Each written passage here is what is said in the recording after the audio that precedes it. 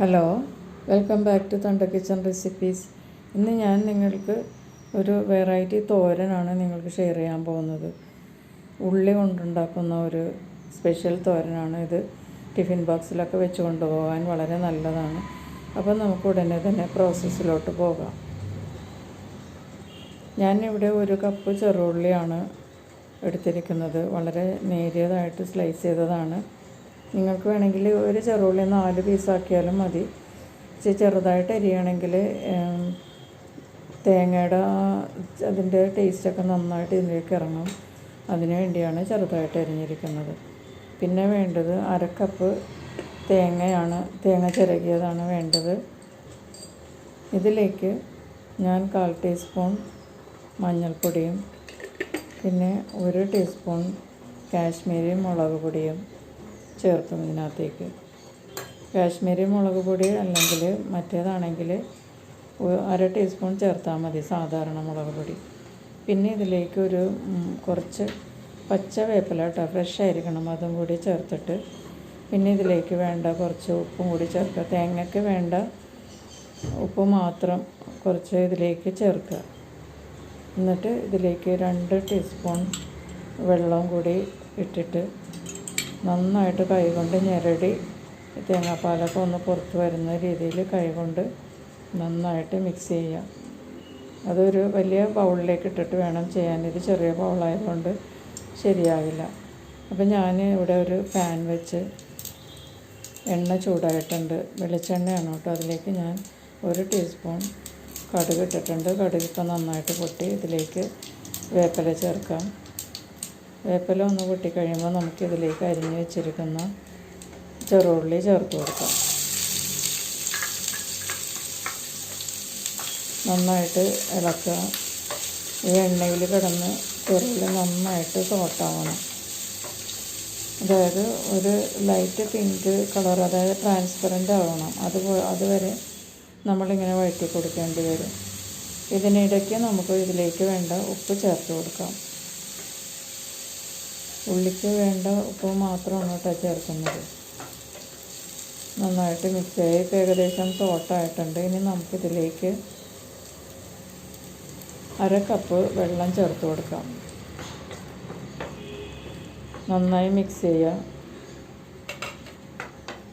ഇത് നന്നായിട്ടൊന്ന് തിളക്കാൻ തുടങ്ങുമ്പോൾ നമുക്കിത് കവർ ചെയ്ത് ഒരു 3 മിനിറ്റ് കുക്ക് ചെയ്യേണ്ടി വരും. ഇത് തിളക്കുന്നത് വരെ വെയിറ്റ് ചെയ്യാം. അപ്പോൾ ഇത് തിളക്കാൻ തുടങ്ങിയിട്ടുണ്ട് ഏകദേശം. നമുക്ക് കവർ ചെയ്ത് ഒരു 3 മിനിറ്റ് കുക്ക് ചെയ്യാം. ഇതിനിടയ്ക്ക് നിങ്ങൾക്ക് വേണമെങ്കിൽ ഇളക്കി കൊടുക്കാം കേട്ടോ, തുറന്നിട്ട്. അപ്പോൾ ഇപ്പോൾ ഏകദേശം നമുക്കിനി ആ തേങ്ങ ഒതുക്കാം. തേങ്ങ ഞാനൊരു ബൗളിലേക്ക് ഇട്ടിട്ട്, വലിയ ബൗളിലേക്ക് ഇട്ടിട്ട് നന്നായിട്ട് കൈകൊണ്ട് ഞെരടി അതെല്ലാം നന്നായിട്ട് സോഫ്റ്റായിട്ടുണ്ട്. ഇനി നമുക്ക് ഈ പാൻ തുറന്ന് നോക്കാം, കുക്കായിട്ടുണ്ടോയെന്ന് നോക്കാം.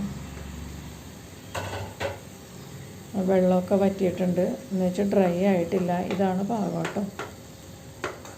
കൂടുതൽ ഡ്രൈ ആയി പോരുത്, കുറച്ച് നനവുണ്ടാവണം ഉള്ളിയിൽ.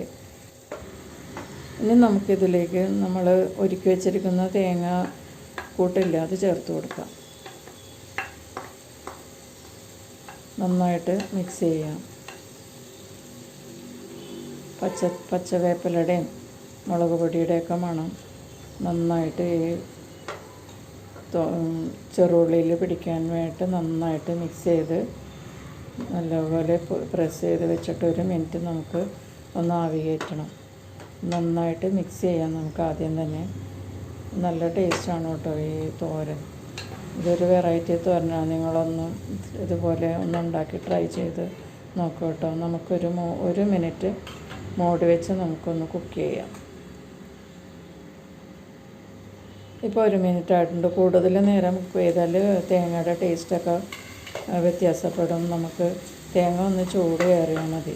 ഇപ്പോൾ റെഡി ആയിട്ടുണ്ട്. നല്ല മണമൊക്കെ വരുന്നുണ്ട് കേട്ടോ. നല്ല മണമാണ്. സാധാരണ നമ്മൾ ചെറിയ ജീരകമൊക്കെ ചേർത്തുണ്ടാക്കുന്ന തോരൻ്റെ പോലെ അല്ല ഇത്.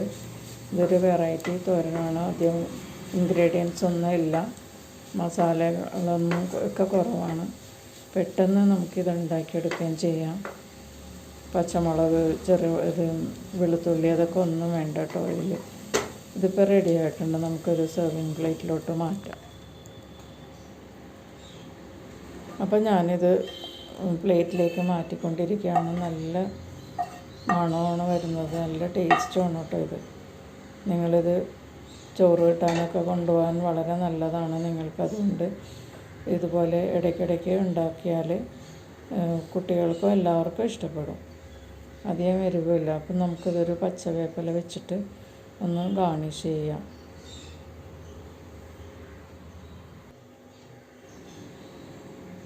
ഞാനിതൊന്ന് ടേസ്റ്റ് ചെയ്ത് നോക്കട്ടെ കേട്ടോ.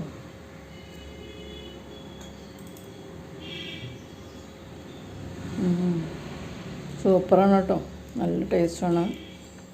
ഉള്ളിയും തേങ്ങയൊക്കെ കൂടി മിക്സായപ്പോൾ നല്ലൊരു ടേസ്റ്റാണ്.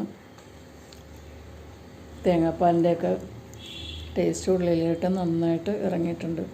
എല്ലാവരും ട്രൈ ചെയ്ത് നോക്കണം കേട്ടോ. അപ്പോൾ വീണ്ടും നല്ലൊരു അടിപൊളി റെസിപ്പിയുമായിട്ട് വരുന്നത് വരെ ബൈ.